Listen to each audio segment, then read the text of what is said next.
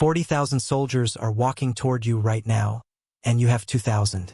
Not 2,000 soldiers, 2,000 people. Some of them are children. Some of them have never held a weapon before. And in approximately 48 hours, the largest military force in the known world will reach the gates of the fortress where you're standing, and they will expect you to surrender before sundown. You won't.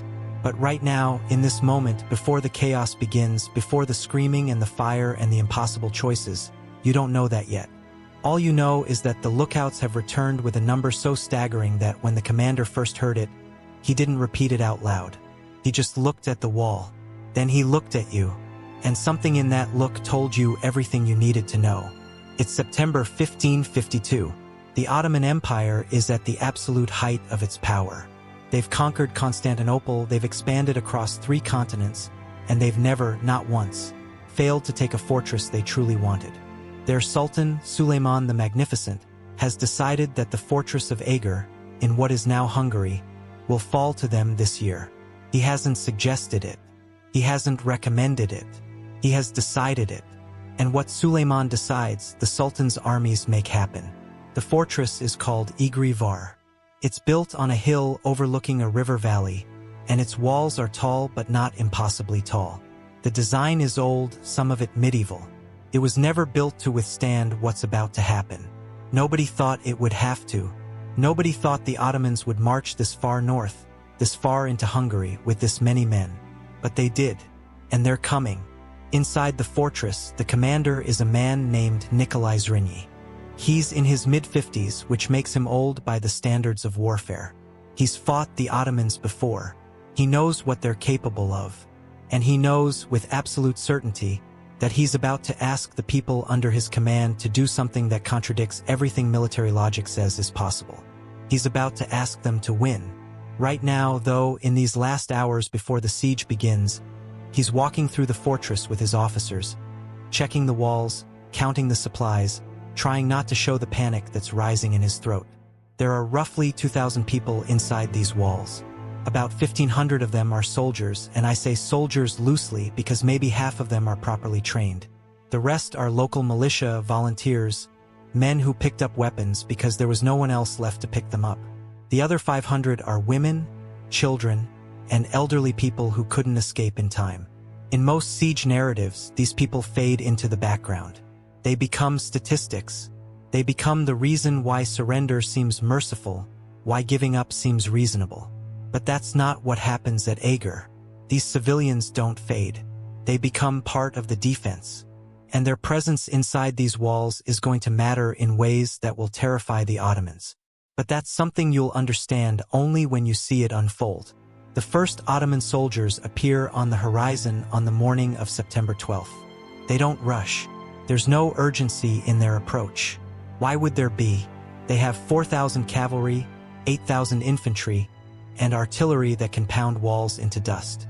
They have engineers, siege equipment, supply lines that stretch back for weeks. They have time. They have numbers.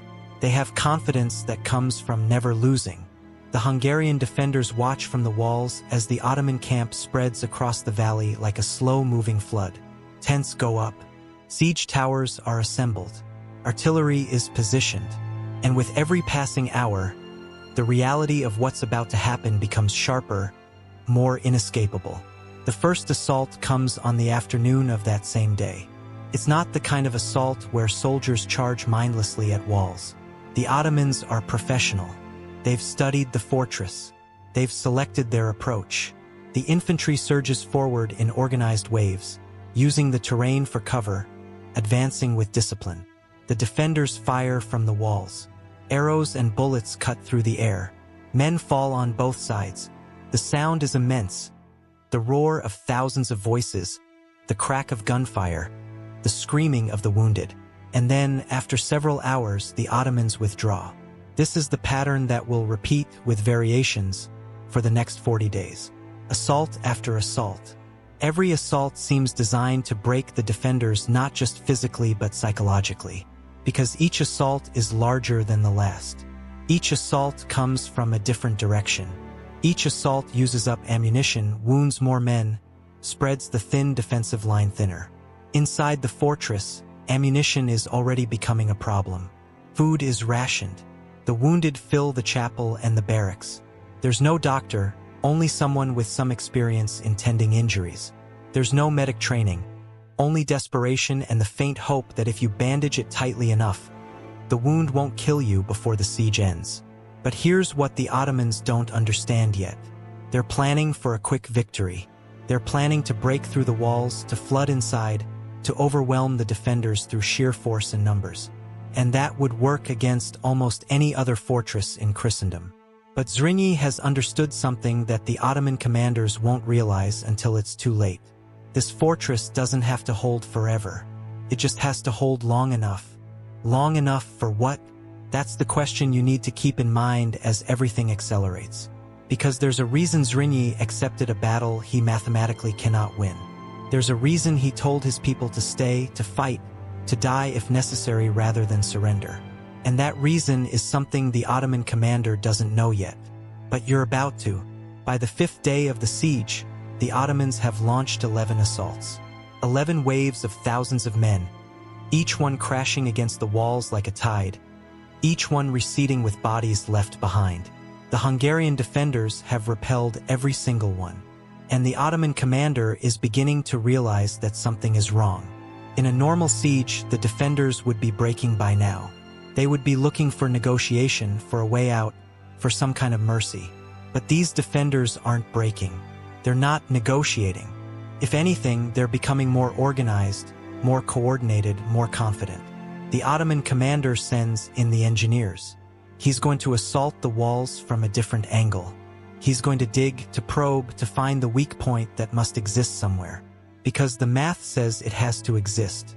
You can't take a fortress with 2,000 people against 40,000 soldiers. The math doesn't allow it. But the Hungarian defenders are beginning to understand something that the Ottomans are still learning. The math isn't the only thing that determines a siege. Courage matters. Morale matters.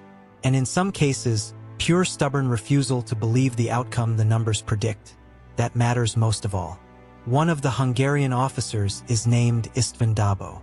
He's younger than Zrinyi, stronger, and he's beginning to emerge as the kind of leader that men will follow into impossible situations.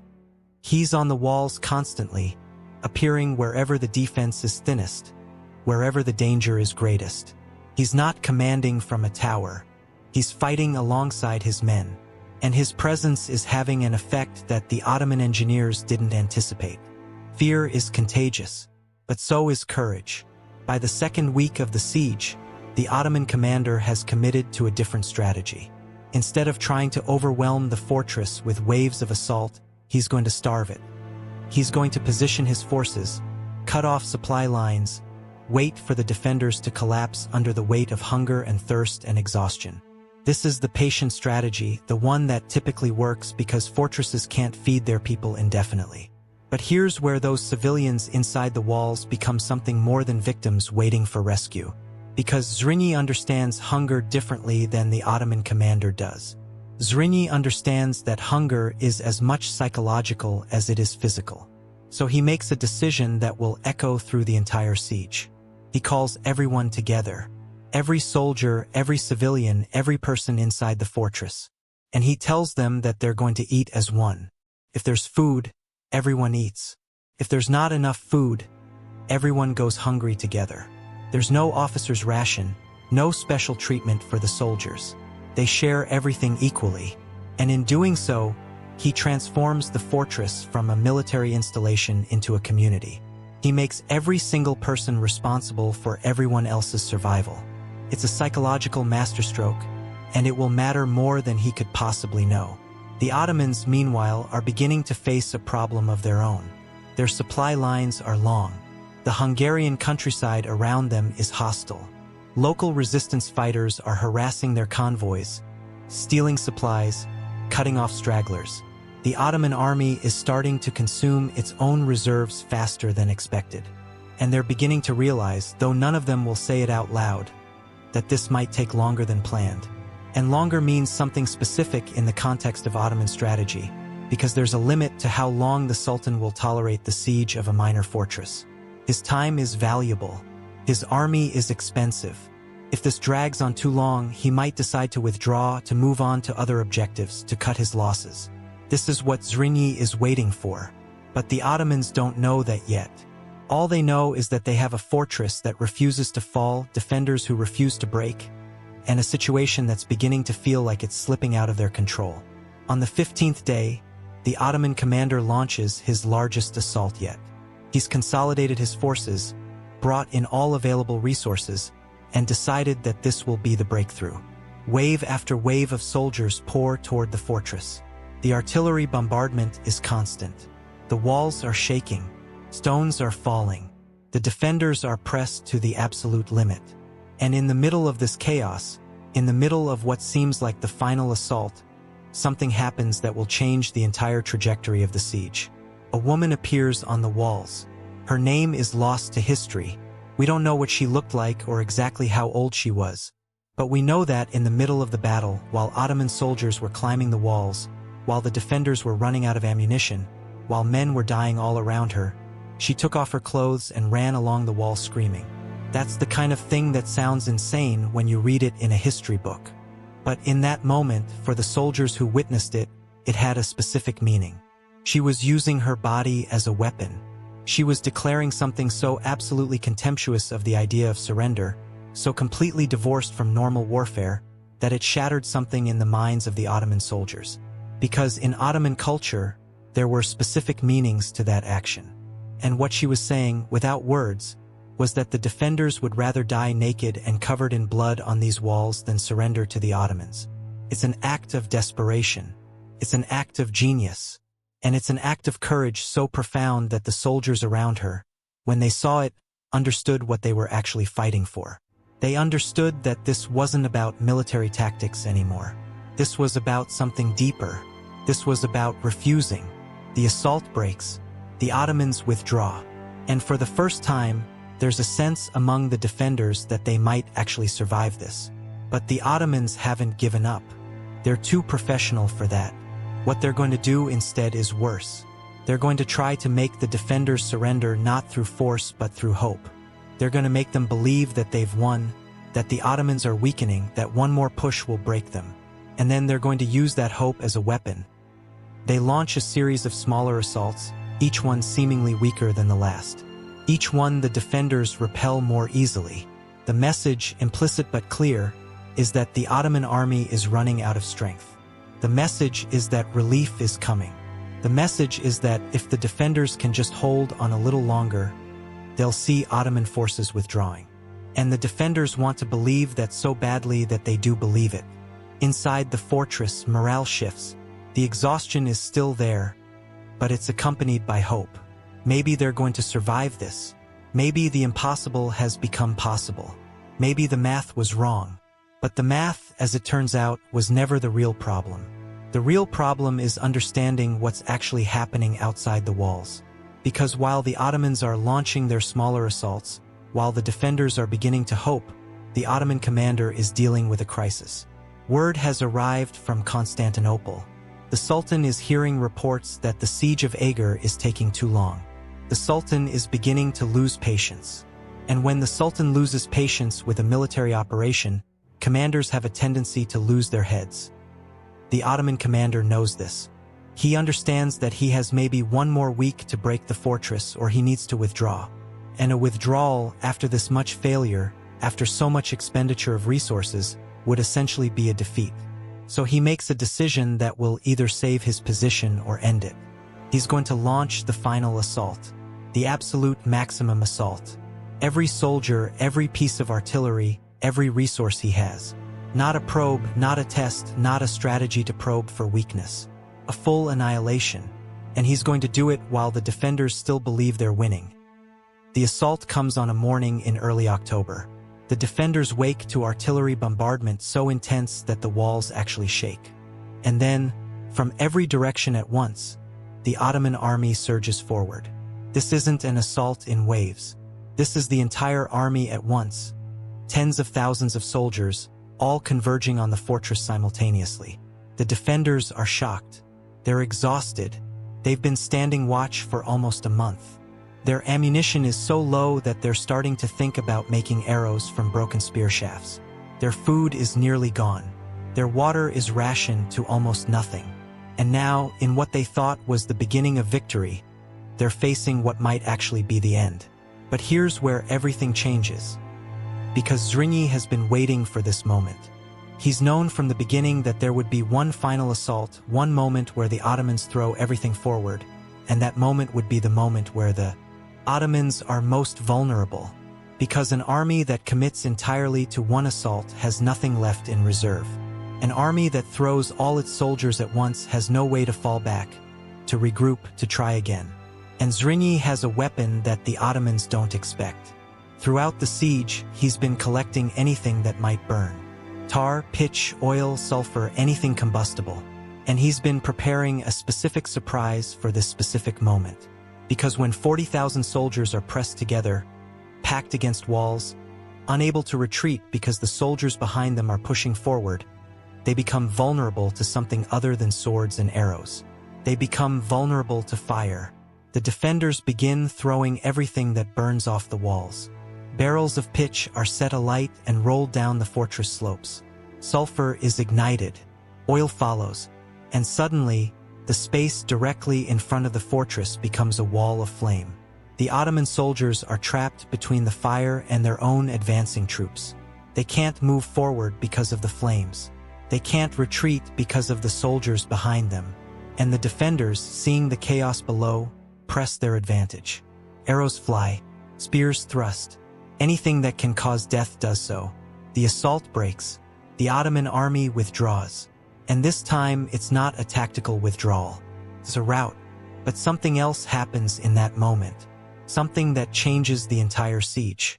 One of the Ottoman soldiers, a high-ranking officer, falls on the fortress slopes. And in the hours after the assault, under cover of darkness, the defenders recover his body. And on that body, they find something. A letter.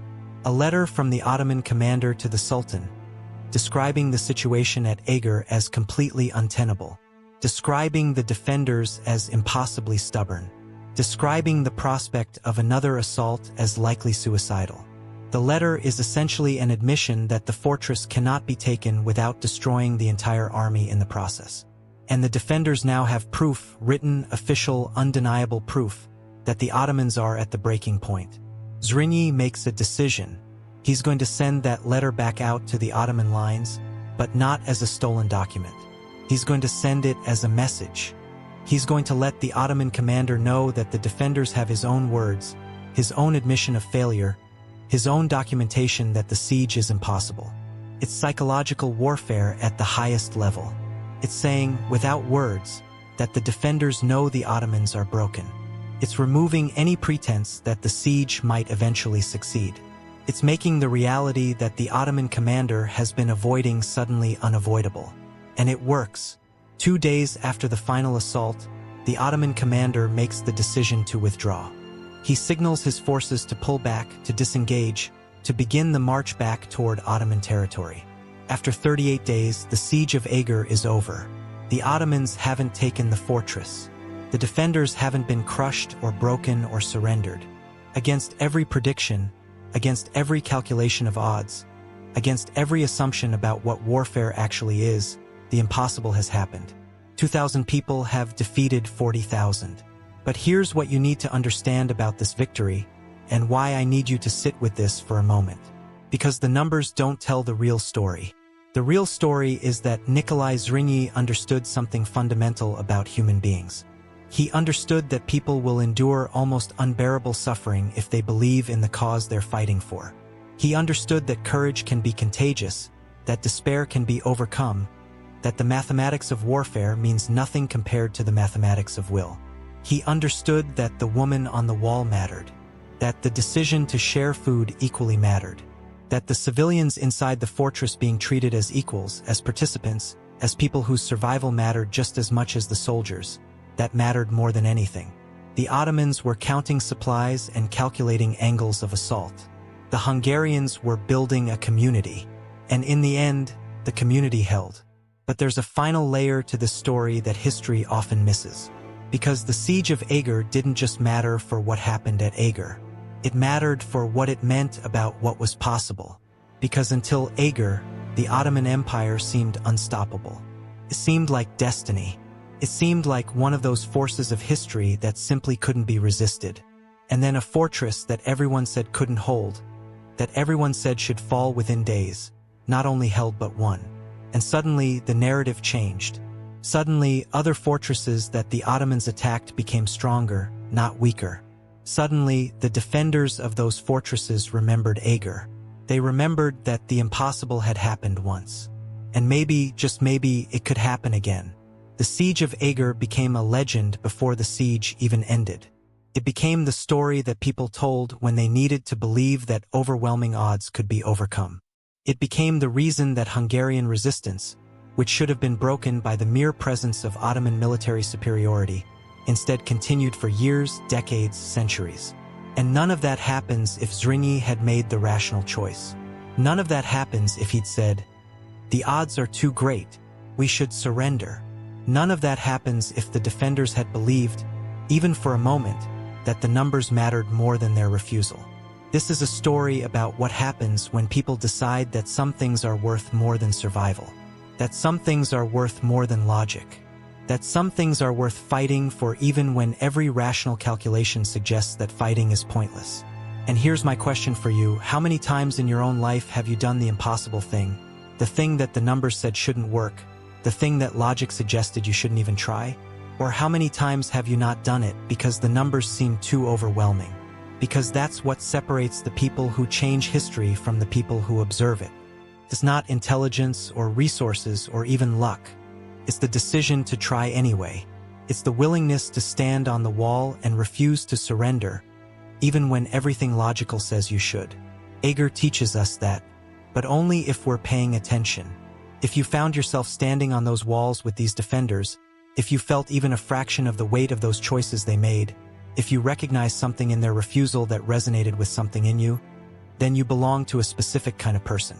You're the kind of person who doesn't click away from stories like this. You're the kind of person who needs to know how it ends. You're the kind of person who believes, deep down, that impossible odds are sometimes meant to be beaten. And there are more of you than you might think. There are thousands of people watching right now who felt exactly what you felt. Who stood on those walls with Zrínyi and Dabo and the woman who had nothing left but her dignity. Who understood, in some fundamental way, what it means to refuse. If that's you, if this story found something true in you, put something in the comments that means something. Not a generic comment. Something that shows you were actually here, that you actually understood, that you actually felt the weight of what these people did. Tell us where you're watching from. Tell us which moment made you believe that Eger could win.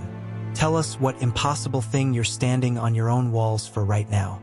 Because these stories only matter if we take them seriously. And we take them seriously only if we engage with them, think about them, talk about them. Eger didn't fall. And the reason Eger didn't fall is because the people inside it decided that some things were worth more than surrender. That some stands were worth taking even when every logical calculation suggested they shouldn't. That's the inheritance you've just been given in the last 25 minutes. That's the choice you're now facing. Are you the kind of person who ignores that inheritance? Or are you the kind who carries it forward? The answer you give to that question is the real story. Thank you for standing on those walls with me.